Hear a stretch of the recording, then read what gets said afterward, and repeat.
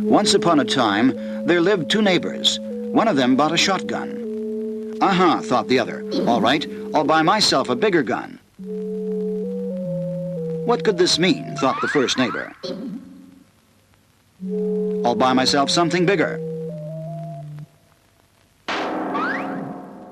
By the end of the 1960s, the Soviet Union seemed likely to match America's nuclear arsenal. The two superpowers faced a choice: slow down their competition, the process that would be called détente, or continue an arms race that could end in all-out war.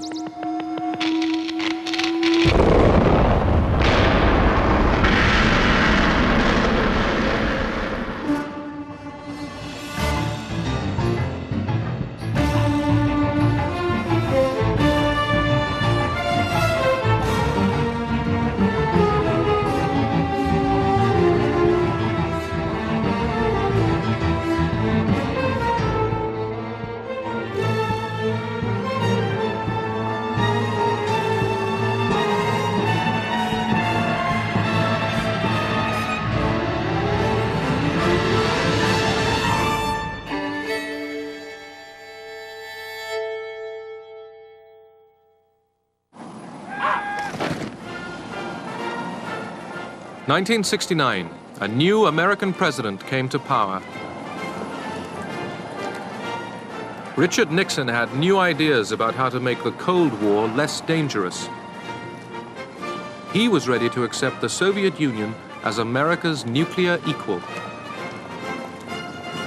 When President Nixon came into office, the conventional wisdom of all the media and the people who thought of themselves as intellectuals was that he was a warmonger and that they had to moderate him, and we were under enormous pressure to start negotiations on trade, on salt, on a whole complex of things. This was not a foreign policy politician, particularly in his early years. He had gained notoriety and power, as you know, on the wave of the Great Red Scare, the Great McCarthy period in American politics. He also knew, and this was very important, the bureaucracy. He knew that often the most difficult belligerent powers with which he had to deal were not the Soviet Union or China, but the Department of State, the Central Intelligence Agency, the Pentagon, the Department of Defense, those belligerents arrayed along the Potomac.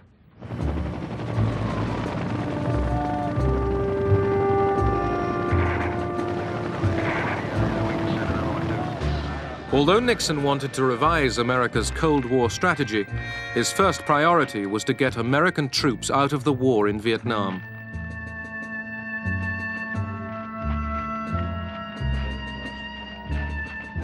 By 1969, this war had cost the lives of 30,000 GIs, and there was still no end. When I became Secretary of Defense, there were 550,000 men on the ground in Vietnam, another 1,200,000 in Asia in the Navy and the Air Force supporting this operation. It was a big war. America's ally, President Thieu of South Vietnam, met Nixon on Midway Island. Nixon told Thieu he planned to pull out American troops and hand over the ground war to the South Vietnamese.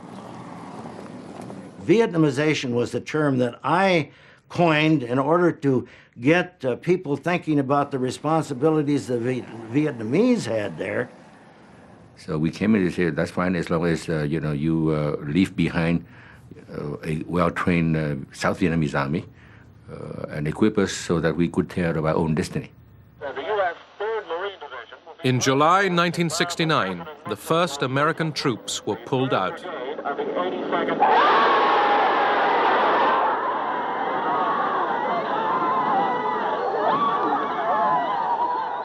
Both Nixon and Kissinger knew what it was doing to our society, the controversy, the distractions, the financial costs, the terrible human toll in terms of lives lost and wounded, not only of Americans, but Vietnamese and others, and also the distractions from other foreign policy initiatives.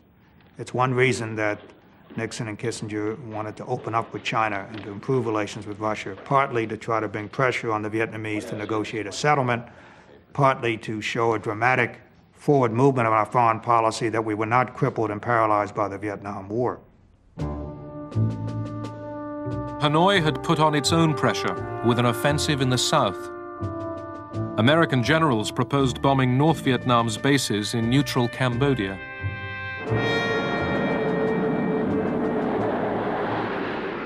Nixon agreed to the bombing, but insisted the raids in Cambodia be kept secret.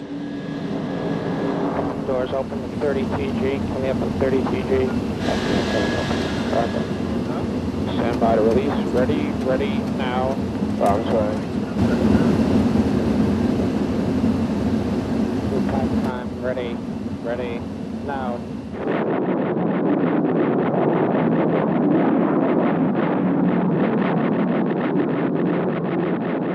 I was all for bombing the sanctuaries in Cambodia, but I could not tell the President of the United States, the Secretary of State, or the National Security Advisor, Henry Kissinger, that I could keep it secret. And I thought it would be a very bad thing if that came out at a later time. And I knew it would, because we had 12,000 people that had all that information, and you just can't keep secrets. Laird was right. Anti-war demonstrators protested.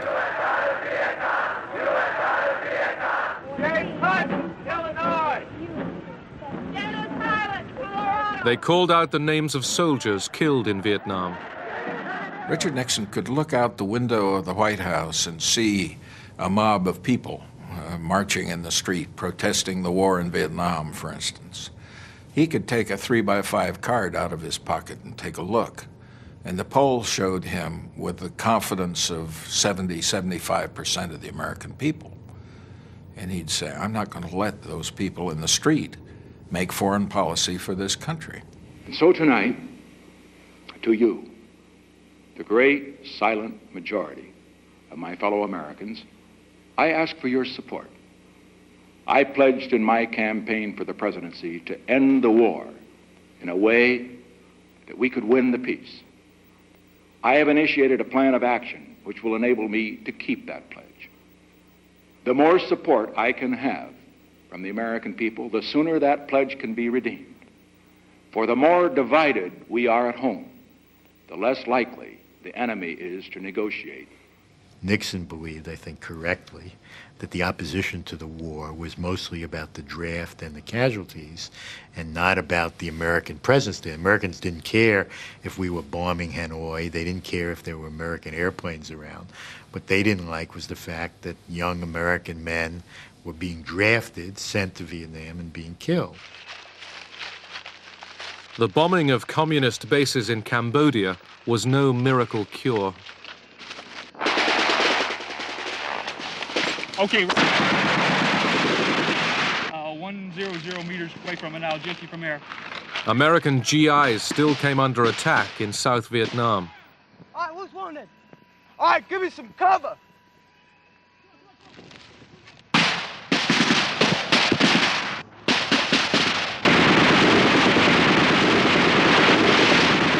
Can you move them? Okay, try to bring them back here. Remember to stop the bleeding. You gotta stop.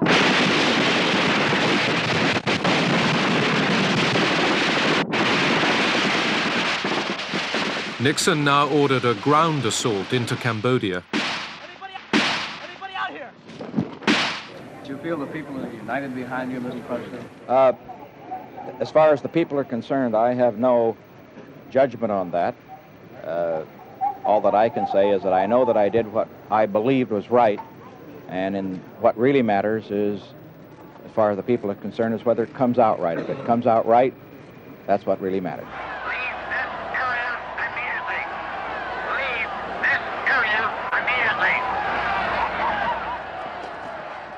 Nixon's invasion of Cambodia produced violent protests on American campuses. Ready position.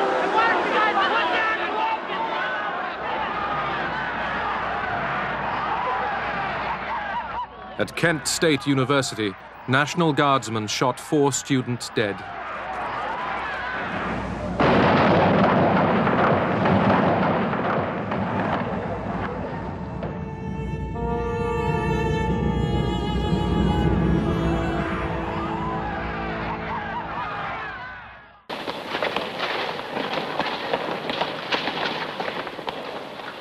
Every year, in the early spring and late autumn, the Soviet Army gets its new recruits. The forces are inconceivable without strong, agile men possessing stamina.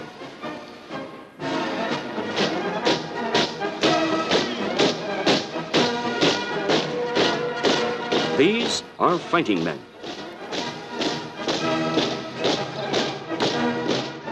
Fighting men alone could not guarantee security. Soviet leaders wanted arms agreements that recognized their nuclear parity with America. They also wanted American understanding in their quarrel with China. The Communist Party chief, Leonid Brezhnev, championed relaxation of Cold War tension with America, the policy that would be called Détente. He was on his way to the very top of Soviet power. Brezhnev was a sincere person in many ways. He had been through the Great Patriotic War from beginning to end. He returned with the very strong conviction that he had to do his best to prevent war. This was illustrated every time he went to a collective farm or factory. He would ask people, "How are things?" And they would complain, but then they would say, "Well, we can put up with it as long as there is no war."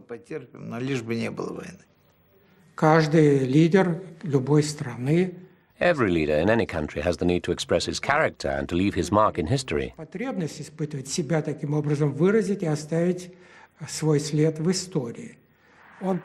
He wanted to become the leader of the Soviet government.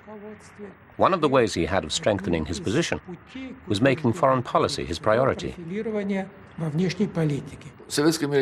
American-Soviet relations were always at the center of our diplomacy. I would say that basically, whether the West believed it or not, our attitude was to have a more constructive relationship with the United States.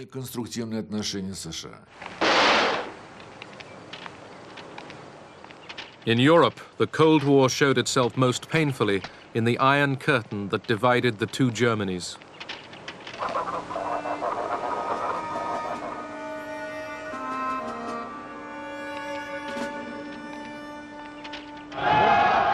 West Germany's new chancellor, the Social Democrat Willy Brandt, had his own ideas for improving relations with the Soviet bloc. The Germans called it Ostpolitik. Wir wollen ein Volk der guten Nachbarn sein und werden im Innern und nach außen. Der entscheidende Schritt, der das Ganze in Gang gebracht hat, The main thing that got the ball rolling was the decision of the Chancellor to call East Germany a state. Regierungserklärung, die DDR als einen Staat zu bezeichnen.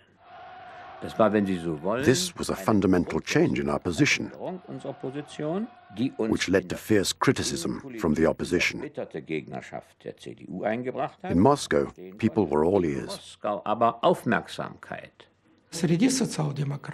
In our opinion, there were more sober voices among the Social Democrats, those who would seek common points of interest with us.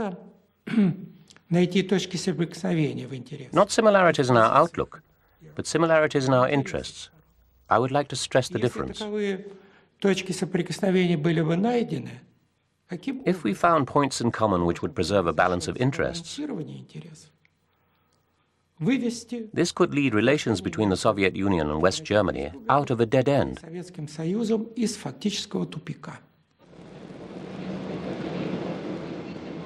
Willy Brandt became the first West German chancellor to visit East Germany.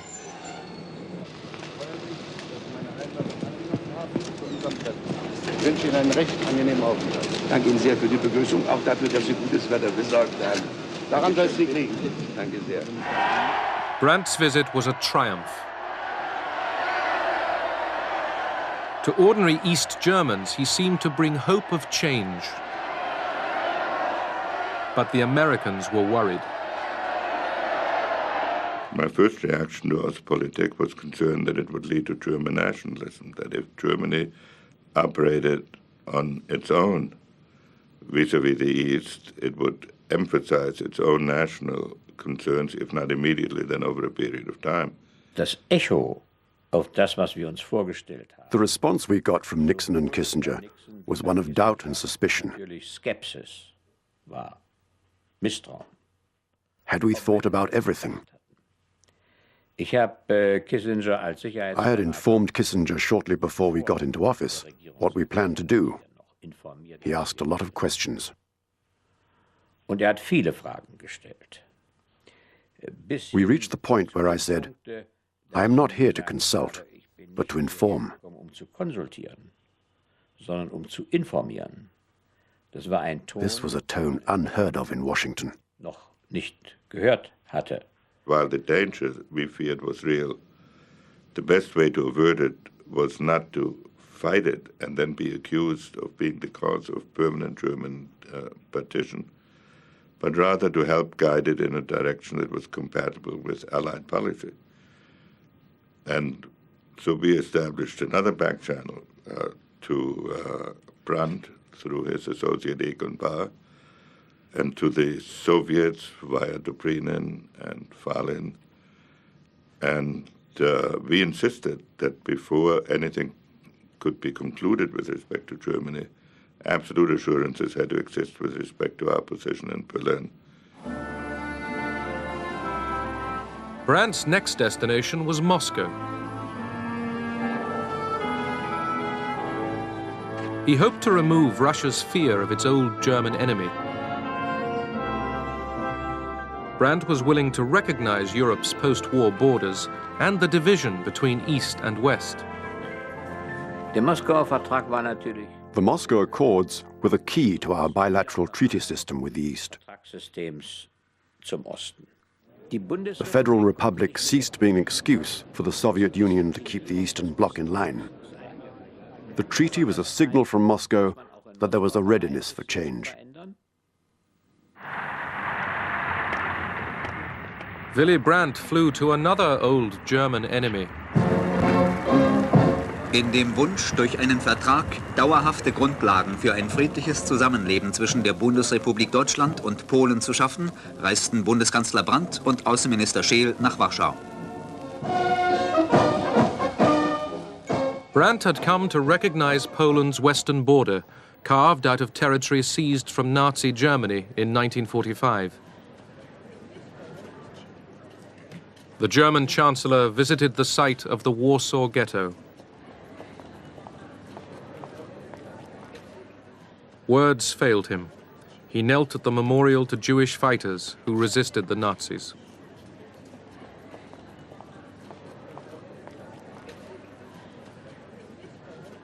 Brandt war, wenn Sie so wollen, ein Glücksfall. Brandt was a stroke of luck for German history.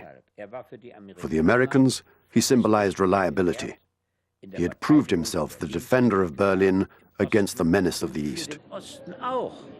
And for the East, he was a resistance fighter against the Nazis, without any doubt. Nazis eben unbezweifelbar gewesen ist. In a divided Germany, these steps towards détente brought welcome cracks in the Berlin Wall. Families and friends separated by the wall could see each other once again.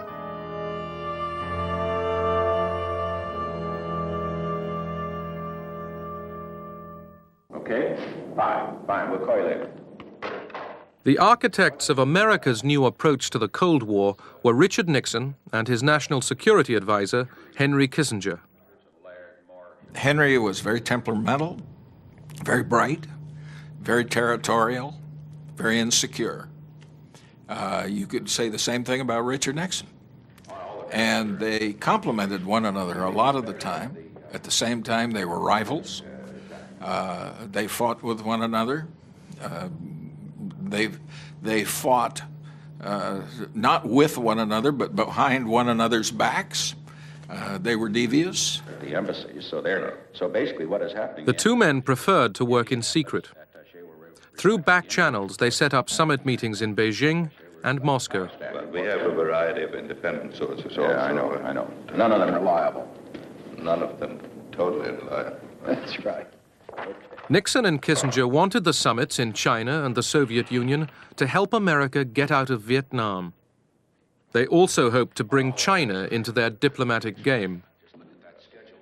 The principal reason for seeking a rapprochement with China was to restore fluidity to the overall international situation. If there are 5 players and you can't deal with one of them, this produces rigidity. Secondly, we wanted to demonstrate to the American public that Vietnam was an aberration, that we had ideas for the construction of peace on a global scale.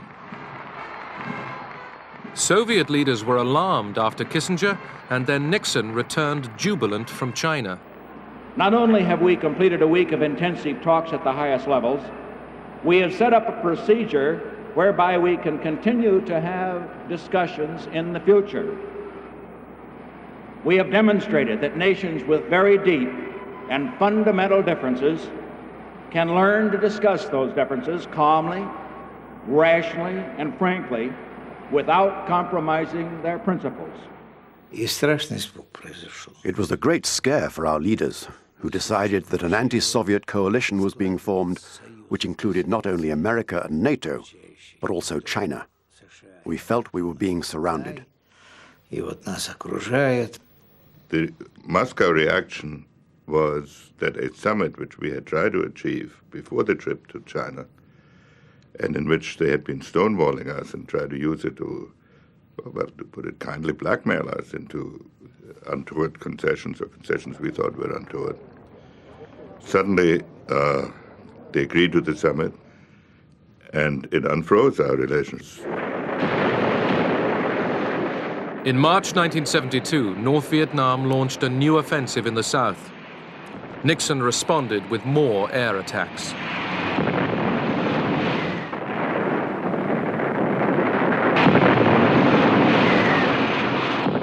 Would the Soviets receive Nixon in Moscow while his planes were bombing their North Vietnamese ally? The general debate that took place in the White House Situation Room, and I was in many of these, was which is more important, the Vietnam front or the Moscow front? And Nixon was the only important person that I can recall who said we can have both. I'm willing to lose the Moscow summit, but I predict the Russians will go ahead even if we bomb Hanoi and mine Haiphong. Nixon and Henry Kissinger played sort of good cop, bad cop with the Russians particularly. Kissinger would see Anatoly Dobrynin, the Russian ambassador, frequently, I mean, like almost daily. And his line was, look, I work for this crazy man. There's no telling what he might do. So Anatoly, you and I, as reasonable men, must work together to an accommodation between our countries. Kissinger was uncertain whether Moscow would allow the summit to go ahead.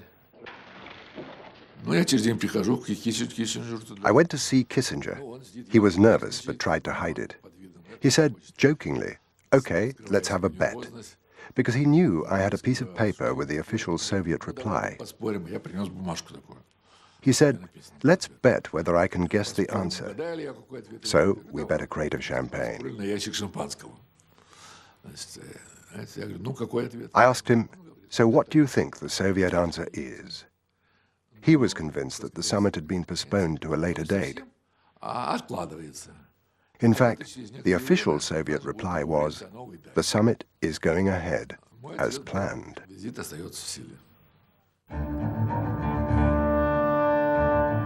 May 22nd, 1972. Richard Nixon became the first serving American president to be received in the Kremlin. The summit reached agreements to limit offensive and defensive nuclear weapons, and it laid the foundation of Détente. For Brezhnev and Nixon, this was the most dramatic proof yet of the new relationship between their two countries. But first, the Soviets had to make their point on Vietnam. President Nixon, Dr. Kissinger, myself, and one other officer, 4 of us, went out to Brezhnev's country dacha. And there we saw Brezhnev, Kosygin, Podgorny, and the National Security Advisor on their side, 4 and 4. We sat for 3 hours in a dacha in which each of the Russian leaders took an hour to blast the United States for its Vietnam policy, absolutely attacking Nixon and the United States. Nixon knew what they were doing, namely they were writing a transcript to send to Hanoi. So he listened patiently, didn't get overly argumentative, basically just took it. After 3.5 hours of the Soviet diatribe, sort of a tag team match among the Soviet leaders, we then went upstairs for dinner, and the entire mood changed. Brezhnev broke out the vodka. There was singing and jokes and toasts. And then later that evening, Kissinger went back, I believe with Gromyko, and did some more negotiating on arms control. The atmosphere was very good, even friendly. We were quite aggressive in view of Nixon's actions on Vietnam, but we made sure it didn't overshadow the summit, because the issues that Nixon was going to raise had already been agreed through the confidential channel. These were very important nuclear issues. All the members of the Politburo knew that the text of the treaty had already been agreed. Nixon knew that too from Kissinger. So, if we gave in to our emotions, we would ruin everything that had already been achieved. The President of the United States. The American Congress gave Nixon a hero's welcome.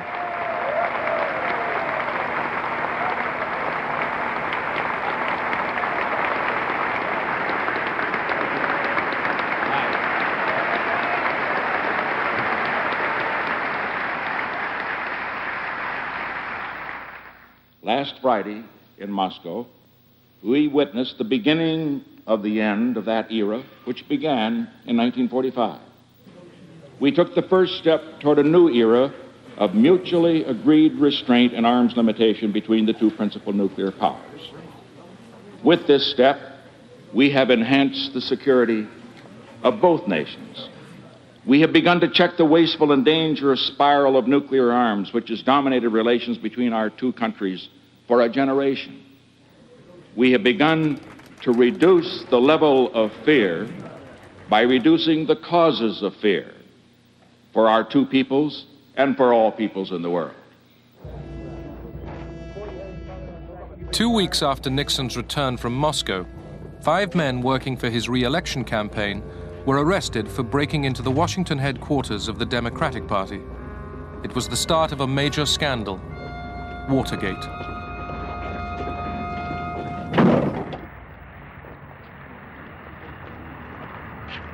As election day approached, Kissinger returned from one of his many negotiating rounds with the North Vietnamese.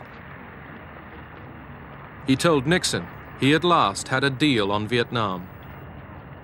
The North Vietnamese negotiator, Le Duc Tho, presented to Dr. Kissinger a draft agreement on restoring peace and ending the war in Vietnam. And the first thing he said when he presented that document to Dr. Kissinger was, "You are in a hurry, are you not?" And I recall Dr. Kissinger nodding affirmatively when Le Duc Tho made that statement. We knew that Kissinger had met with the North Vietnamese side in Paris on October 9. So when he came on October 19 and gave us the text in English, mind you, and he asked us, he said, well, we got 4 days to sign. And of course, we politely said, well, you know, this is the first time we have been given this text, so we would like to have time to study it. But by the way, you know, where is the Vietnamese text? When I see the widows, the orphans, when I see so many tombs, so many sacrifices for the freedom and liberty of Vietnam, I reaffirm again that the whole people of South Vietnam will resist again any peace which demand the rendition of South Vietnam and which will give the South Vietnam to the communist aggressors. I have great sympathy for Thieu.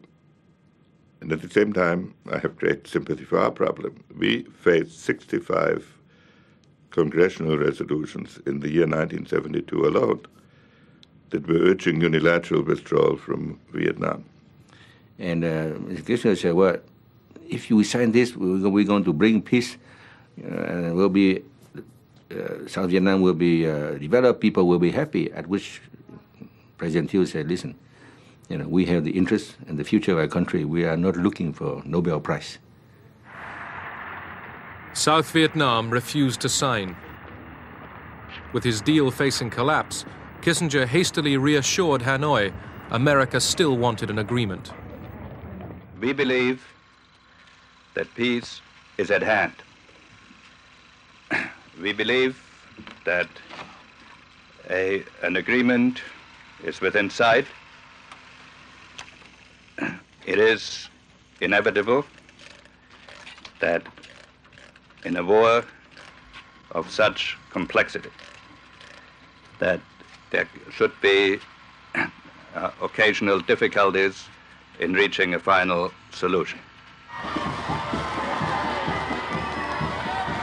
This latest setback in the Vietnam peace talks did not damage Nixon. He was easily re-elected for a second term. Back in Paris, Kissinger had to put Thieu's objections to the North Vietnamese. How do I get out of here? We thought you weren't having a meeting today, sir. Well, do something surprising. It's getting to be difficult to have a secret rendezvous in Paris. It certainly is. Will you be meeting again tomorrow, sir? We expect to, yes. One day we were on the verge of finalizing the text. The next day there were suddenly 10 or 12 different issues that popped up and were unresolved. And then Le Duc Tho said that he had to go back to Hanoi for consultations. Le Duc Tho left Paris and the talks broke down. Nixon ordered air raids on North Vietnam, hoping to bludgeon Hanoi into agreement and at the same time bolster the South.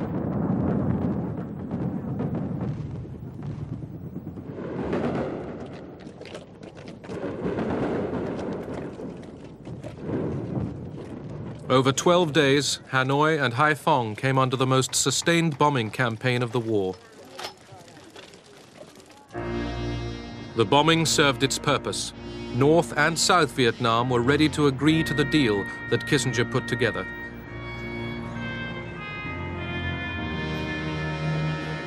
Under the peace accords, American troops would leave Vietnam, the Saigon government would remain in power, but North Vietnam's troops would stay in the South.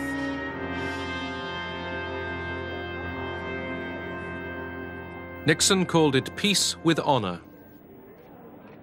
It so happened that with Mr. Kissinger, who had wanted to play the triangular to do the détente, and Vietnam had to go in order for détente to happen. So this is my own analysis, and then that, unfortunately, was not very good for the South Vietnamese people. Good evening. The biggest White House scandal in a century, the Watergate scandal, broke wide open today. The Attorney General, Richard Kleindienst, has resigned because, in his own words, he had close personal and professional associations with people who may have broken the law. The two closest men to the president, H.R. Haldeman, his chief of staff, and John Ehrlichman, his chief domestic advisor, have resigned. Last week, both men were fighting hard to keep their jobs. We had a great staff system in the White House for dealing with crises. We didn't apply that system to Watergate. I think part of the reason was we didn't consider it a crisis. It was a very small potatoes episode. I had no prior knowledge of the Watergate break-in. I neither took part in nor knew about any of the subsequent cover-up activities.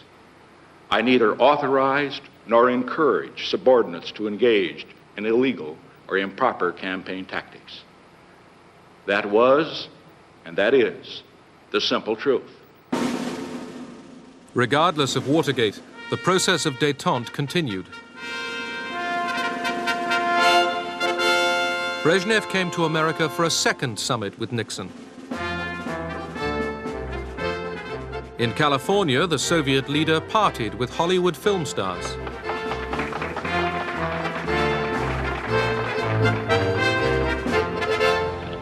The Russians were still keen to deal with the American president. До нашей встречи с вами мы уже потратили не один час для деловых разговоров.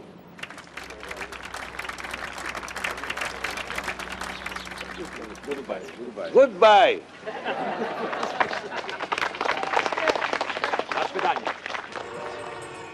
In spite of Nixon's denial of guilt over Watergate, he was accused of obstructing justice and faced impeachment by Congress. In August 1974, Richard Nixon, the man who took America into détente, gave up the fight and resigned.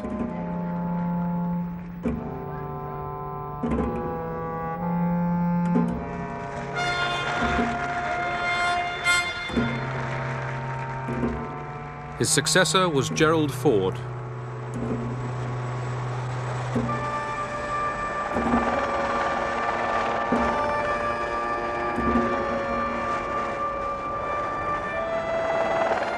The Soviet leadership was astonished by Nixon's downfall.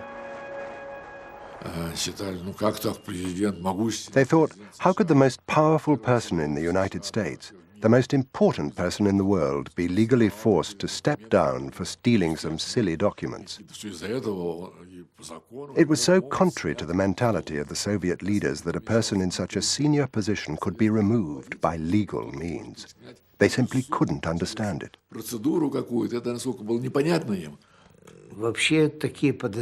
There were various suspicions. One of those suspicions was that it was done deliberately by the enemies of rapprochement between America and the Soviet Union.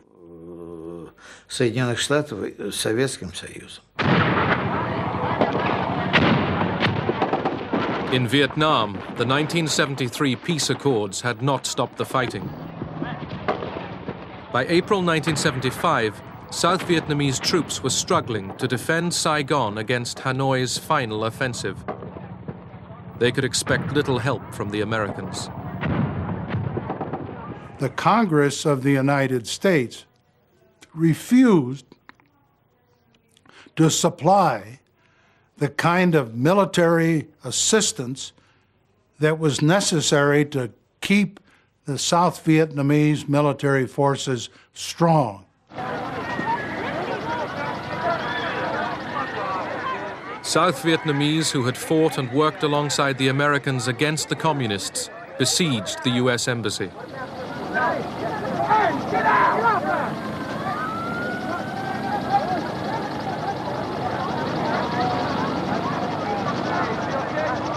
The Americans were getting away, but they had lost the war, and now they could not even save thousands of their South Vietnamese friends. The American experience in Vietnam, and particularly my own, had been like a B-52 strike from 60,000 feet up. Oh, we'd done a lot of damage, but very seldom did you have to gaze upon the consequences of that damage. That last day was like being in a B-52 strike right on the deck. You saw what our actions had wrought, and the horror and the shame was almost more than you could bear.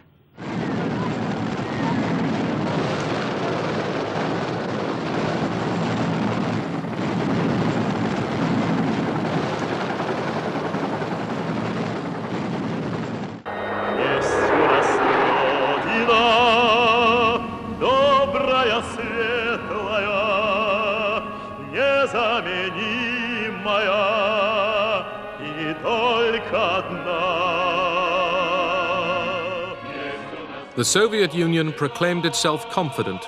It believed it was a superpower equal to America and boasted history was on its side. This rosy view ignored one problem.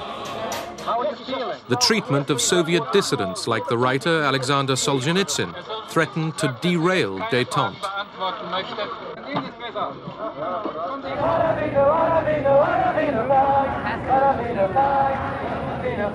Mr. Kendall?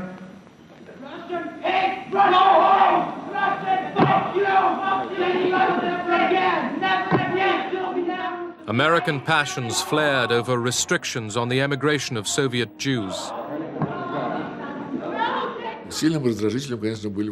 The questions of Jewish emigration from the Soviet Union and of human rights were a very strong irritant. These issues were raised regularly by the US Congress and by demonstrations organized by pro-Israeli activists, and sometimes by hooligans. There was at the outset, of course, a genuine backlash in the Congress of the United States against the policy of détente, not in the first instance from where one might expect it, from the right-wing pews of the Republican Party. It came instead from the traditionally right-wing Democrats, the hard-line, sort of Cold Warrior Democrats like Scoop Jackson. When we have something we feel strongly about, and in this case it is civil liberties and freedom and what this nation was founded upon, that we should do something to implement international law, and it is international law now, the right to leave a country freely and return freely, that we should put that issue of principle on the table knowing that the Russians are not going to agree to it. The debate about détente took a very curious form, because some liberals seem to take the view that maybe tension wasn't all that bad. And they suddenly developed theories of the need to intervene in human rights procedures that we never heard before, and that were strenuously rejected before. In the Soviet Union, where memorials kept alive the remembrance of a terrible war, Détente had few enemies.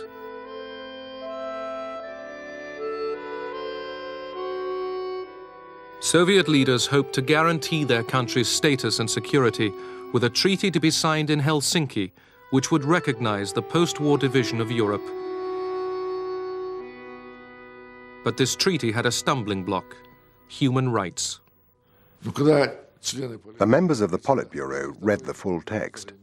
They had no objections when they read the first and second articles. When they got to the third, humanitarian article, their hair stood on end.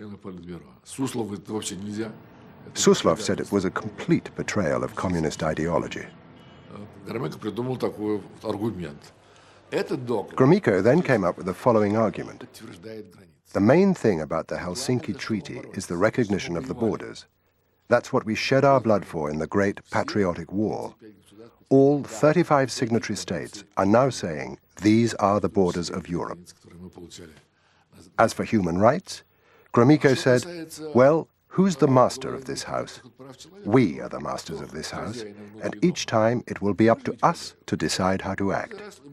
Who can force us?